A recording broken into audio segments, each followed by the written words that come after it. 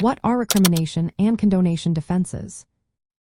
Have you ever wondered how accusations of wrongdoing can affect a divorce? Today, we will discuss two important legal defenses in fault-based divorce cases: recrimination and condonation.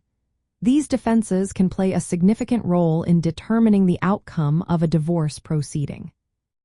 Recrimination is a defense used by the spouse who is accused of misconduct.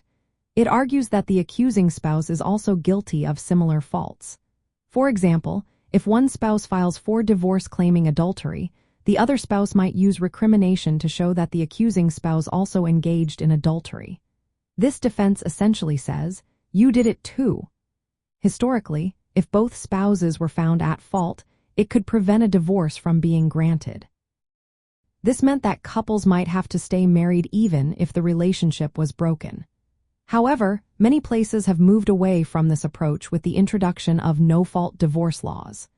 Still, some jurisdictions, like New York, recognize recrimination, and it must be specifically mentioned in legal documents to be considered in court. Now, let's talk about condonation. This defense comes into play when the wronged spouse forgives the misconduct of the other spouse. If a spouse learns of an affair but chooses to forgive and continue living together, they may lose the right to use that affair as a reason for divorce later on. Condonation focuses on the idea of forgiveness and reconciliation. For instance, if one spouse forgives the other for cheating and they resume their marital life, that spouse may be barred from later claiming adultery as grounds for divorce. Both recrimination and condonation are specific to fault-based divorce cases, which include reasons like adultery, cruelty, or abandonment. They do not apply in no-fault divorce situations, where proving fault is not necessary. In a fault-based divorce, recrimination can be a powerful tool for the accused spouse to argue that the accusing spouse is equally at fault. Condonation can serve to show that the wronged spouse has forgiven the misconduct, thus nullifying the fault claim.